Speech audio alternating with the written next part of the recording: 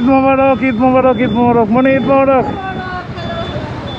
ঈদ মোবারক Kapoor bikers ভিডিওর পক্ষ থেকে। আর ঈদের দিন ঈদের নামাজটা পড়েই ওরে গাড়ি কথা বলতে দেয় না, তো ঈদের নামাজটা পড়েই রওনা হয়ে যাচ্ছি আমরা সিলেটের উদ্দেশ্যে। চলো লেটস গো। হ্যাঁ, ঢাকা এই সময় ফাঁকা। আর নতুন লুকে অ্যাভেঞ্জার লিভার গার্ড চকলেটটা তো রাত ছাড়া দেখানো যাচ্ছে না, আসলে রাত হইলে দেখানো যাবে। আর মেঘলা ওয়েদার। আর হচ্ছে আশা করি লাস্ট ব্লগ যেটা রিলিজ হয়েছে অ্যাভেঞ্জার মডিফিকেশনের, ওইটা আপনারা দেখছেন। আশা করি যারা অ্যাভেঞ্জার মডিফিকেশন করাতে চান তাদের কাজে লাগবে জিনিসটা। তো ওইখানে সব ইনফরমেশন দেওয়া আছে। আর এছাড়াও যদি কিছু জানতে চান আমাদেরকে কমেন্টের মাধ্যমে আমাদের ইউটিউবের ভিডিওতে কমেন্ট করতে পারেন, অথবা হচ্ছে আপনি আমাদের যে পেজ আছে কাপুর বাইকার্স ভিডিও, সেখানেও কমেন্ট করে আপনার যদি কোনো কিছু জানার থাকে অ্যাভেঞ্জার মডিফিকেশনের সেটা কিন্তু জানতে পারেন। আর এই জিনিসটা খুবই ভালো করছে, যে এই দিক থেকে গাড়ি টাড়ি পার হইতো, এখন আর হয় না। এটা খুবই একটা ভালো কাজ হয়েছে। এবং চলেন ফাঁকা ঢাকা এনজয় করা যাক। ওই যে মনি আগে চলে গেছে।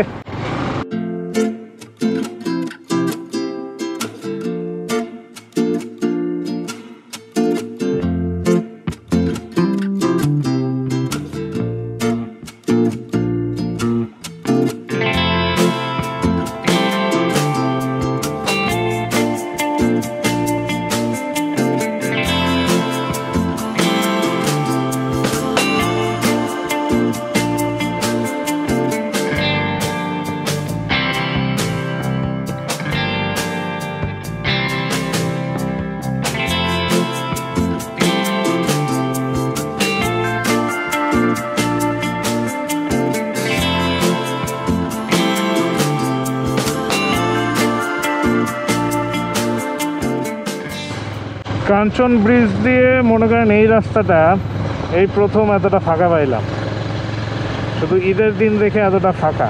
তারপরে দুইটা ট্রাক পাস হইলো একটু আগে, নাহলে এই রাস্তা এইরকম ফাঁকা এটা একটা অবিশ্বাস্য ব্যাপার। সেটাই নিজের মতো করে আরামসে চালাচ্ছি। ঈদের দিন নামাজ পড়ে রাইডে বের হয়ে যাওয়াটা আমার মতে বেস্ট ডিসিশন। তার কারণ সবাই ঈদ নিয়ে ব্যস্ত থাকে। রোজার ঈদে অবশ্যই এটা হয় না, রোজার ঈদে নামাজ পড়েই সবাই দেখা যাচ্ছে এলাকার পোলাপানরা সব হচ্ছে বাইক নিয়ে বের হয়ে যায়, ঘোরাফেরা করে। বাট কোরবানি ঈদে সবাই ব্যস্ত, এই জন্য মনে করেন যে আরামসে যাওয়া যায়। যেহেতু এবার যতগুলো নিউজ দেখছি রাস্তায় জ্যামের, ওই নিউজ দেখে নর্মালি হচ্ছে ঈদের আগের দিন রাতে হচ্ছে আমরা বের হয়ে যাই, ট্যুরে হোক বা বাড়িতে যাওয়া হোক, ঈদের আগের রাতে বের হয়ে যায়, চাঁদ রাত যেটা বলে, সেই রাতে বের হয়ে যায়। কিন্তু এবার যে জ্যামের বর্ণনা দেখছি, মনে করেন বাইক নিয়েও সবাই অনেক কষ্ট করছে। এই জন্য বাড়িতে যাওয়ার ডিসিশনটা নিলাম যে নামাজ পড়ে বাড়িতে যাব। তো এই জন্য ফাঁকা রাস্তায় আরামসে বাড়িতে যাচ্ছি, কোনো ভেজাল নাই, কোনো কিছু নাই। হালকা পাতলা গাড়ির চাপ, রিল্যাক্সে, হালকা মেঘলা ওয়েদার, চিল করতে করতে বাড়ি যাচ্ছি। এবং ভালো মতো ইনশাল্লাহ পৌঁছে যাব বাড়িতে। এই জ্যামের টাইমে বুঝছেন, এই যে রাস্তায় যে গর্ত টর্ত আছে না, এগুলো মনে করেন যে জ্যামের টাইমে যে ভয়ানক অবস্থায়, এখন জ্যাম নাই, ফাঁকা জায়গায় আরামসে মনে করেন যে গর্ত দেখা যাচ্ছে, রিল্যাক্সে চালানো যাচ্ছে এইরকম। তো দেখতে দেখতে নরসিংদী চলে আসলাম। আর ভাইরে ভাই, এমন আর্দ্রতা, গাড়ি যতক্ষণ চলতেছে ততক্ষণই আরাম। গাড়ি থামার সাথে সাথে মনে করেন যে একদম পুরা বাজে অবস্থা। এইদিকে বোধহয় মাত্র ঈদের নামাজ শেষ হয়েছে কিছুক্ষণ আগে, কারণ গরুগুলো মাত্র ফালাচ্ছে। ঢাকায় তো মনে করেন নামাজ অনেক আগে হয়ে গেছে অলরেডি কাটাকাটি। আমার এলাকায় তো অর্ধেক চামড়া ছেলা শেষ হয়ে গেছিলো যখন আমরা বের করি, কারণ 7টায় জামাত ছিল আমাদের এলাকায়। তো মনে করেন যে 7টায় জামাত হয়, সব কিছু মনে করেন যে তাড়াতাড়ি হয়ে গেছে। আর এইদিকে মাত্র গরু পালাচ্ছে, তার মানে জামাত অনেক দেরি হয়েছে। সাহেব প্রতাপ গিয়ে একটা দাঁড়াবো, কারণ প্রচণ্ড পানি পিপাসা লাগতেছে। আর্দ্রতা এমন যে পানির পিপাসার অবস্থা খারাপ হচ্ছে। আকাশ এমন একটা ওয়েদার হয়ে আছে, খুবই বাজে ওয়েদার হয়ে আছে। আর দাঁড়াইলাম মণিপুরে হেলমেটের সাথে ম্যাচিং করে। হ্যাঁ না ভালোই লাগতেছে, বললাম না তোমার হেলমেটের সাথে ম্যাচিং হয়েছে। আমাদের আশিক ফেরদৌস ভাই গিফট করেছিল, থ্যাংক ইউ ভাই, খুবই ভালো ভালো হয়েছে না, সুন্দর আসছে জিনিসটা।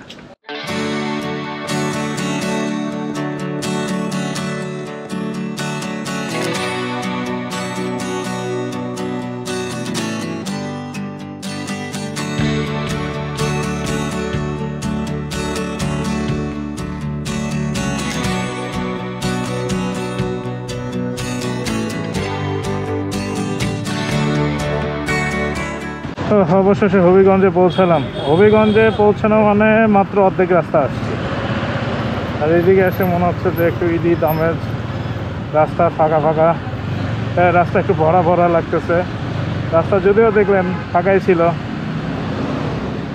তারপরও এখন একটু ভরা ভরা লাগতেছে। মনে করেন যে এই জায়গাতে যে ভিড় হয়, যে যে জায়গায় যেমন যেমন ভিড় হয়, সেইটা মনে করেন আজকে পাইতেছি না। এর চেয়ে শান্তি আর কি আছে। চলেন আগাই।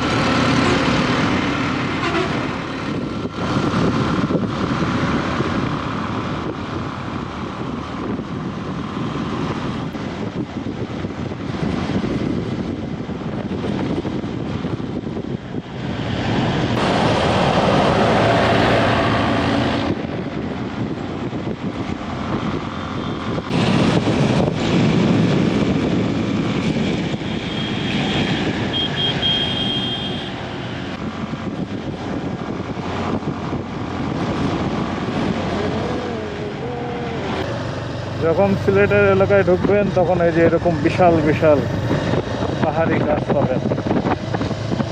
গোপুরতে যদিও অনেক ছোট দেখাচ্ছে, বাট এই জায়গাটা বিশাল, অনেক গাছগুলো অনেক উঁচু উঁচু।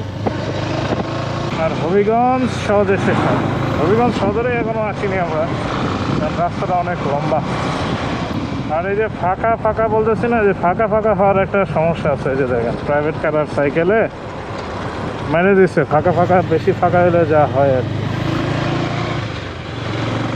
এই জন্য বেশি ফাঁকা হওয়া ভালো না। আর যখন বেশি ফাঁকা রাস্তাতে যাবেন একটু বুঝে শুনে চালাবেন, কারণ রাস্তায় গরু ছাগল, তারপরে এরকম গাড়ি আর এরকম মানুষ প্রচুর পাবেন। এই যে এলাকায় আসলে মনে করেন একটা জঙ্গল জঙ্গল ফ্লেভার দেয়, বুঝছেন? এই যে এই পাশে গাছ জঙ্গল, আবার এই পাশেও গাছ জঙ্গল, মানে কঠিন একটা অবস্থা। আর এই জায়গার বাতাসটা ঠান্ডা।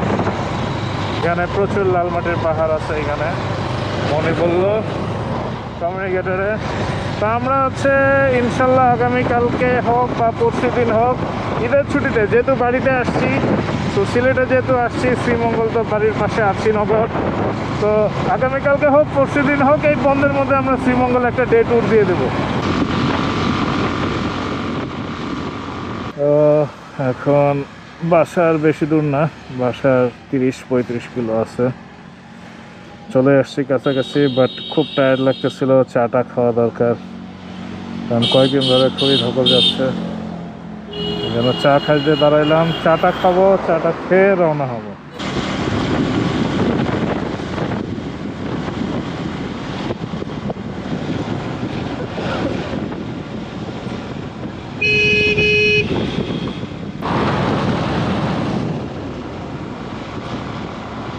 বৃষ্টি হয়েছে, এদিকে বৃষ্টি হয়েছে, এইদিকে সকালে বৃষ্টি হয়েছে। বাসা থেকে ফোন দিছিল, বললো যে আকাশ কালো করে আসছে, তো বৃষ্টিটা হয়েছে, যে রাস্তা ভেজে আছে হালকা, বাট ওয়েদার সুপার। আর্দ্রতা নাই, ঢাকার যে অবস্থা, ঢাকায় একটা গুমট বাঁধা ওয়েদার চলতেছে, সেখানে সেই হিসেবে এখানে ওয়েদার খুবই ভালো আছে।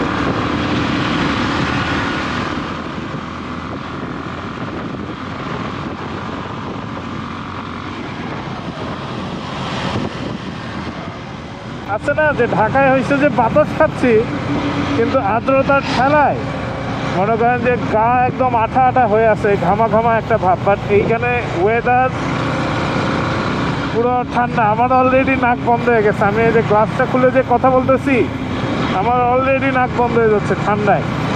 আমরা বাংলাদেশে নাই, ইউনাইটেড কিংডম অফ সিলেটে এসেছি। আর এই যে ইউনাইটেড কিংডমের সদস্যরা রাস্তাতে হেঁটে যাচ্ছে।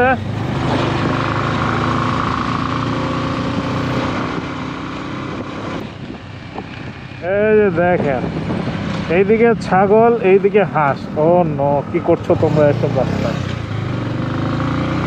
মানে ঈদে ঢাকায় থাকবো, এর চেয়ে কষ্টকর এবং দমবন্ধকর অবস্থা মানে হতেই পারে না।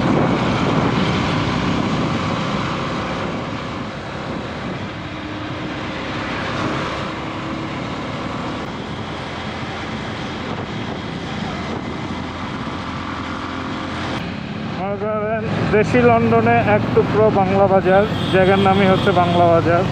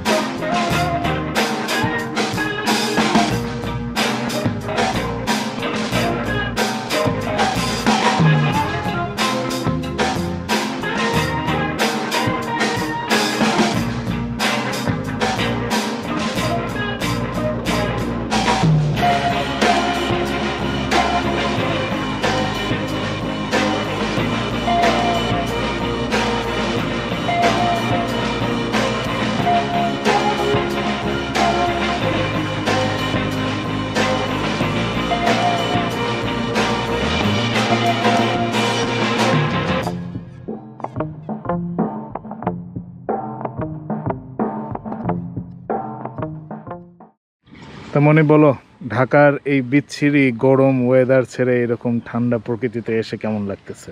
এই ফিলিং অস্থির।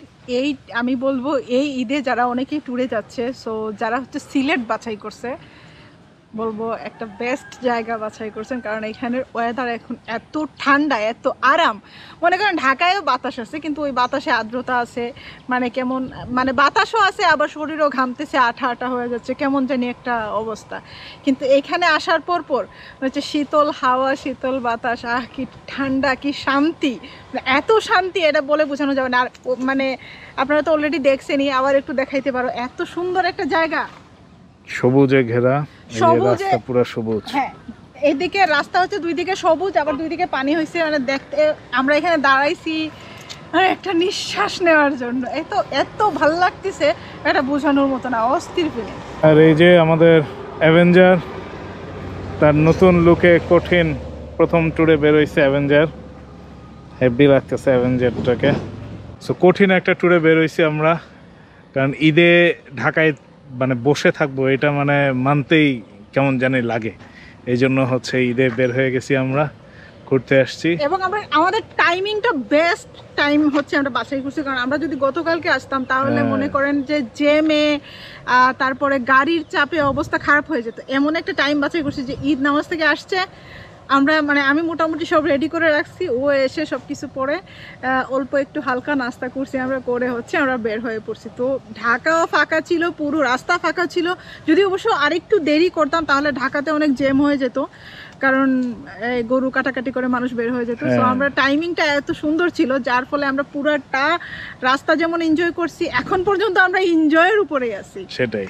মাশাআল্লাহ। আর হচ্ছে মনে করেন যে সবাই কোরবানিতে ব্যস্ত, বাড়িতেও কাজ চলতেছে, এই জন্য চলে আসছি। এখন গিয়ে মনে করেন একদম ফাঁকা ফিল্ডে গোল মেরে দিছি, ব্যাপারটা এরকম, পুরো ফাঁকা ফিল্ডে গোল হয়েছে। এবং আমরা আশা করতেছি এই ট্যুরে আমরা অনেক এনজয় করবো ইনশাআল্লাহ, কারণ আমরা শ্রীমঙ্গলে যাব, সময় পাইলে হয়তো আমরা আরো অনেক জায়গায়, হ্যাঁ অনেক জায়গায় ঘুরবো, নতুন নতুন জায়গা হয়তো আপনাদেরকে দেখাতে পারবো। দেখি কতদূর কি করা যায়। এখানে আবার প্রচুর ঝড় বৃষ্টি হয়, সকালে হয়েছে, এর জন্য আরো ওয়েদারটা আরেকটু ঠান্ডা লাগতেছে, ভালো লাগছে। সকালবেলা বৃষ্টি হয়েছে, এখানে বাসা থেকে ফোন দিছিল, বলছিল যে বৃষ্টি হচ্ছে। তো আমরা আস্তে আস্তে বৃষ্টিটা চলে গেছে, এই জন্য আরো ভালো লাগতেছে। চলো লেট না করি, বাসায় ঢুকে যাই আমরা। হ্যাঁ, সবাই ফোন দিচ্ছে।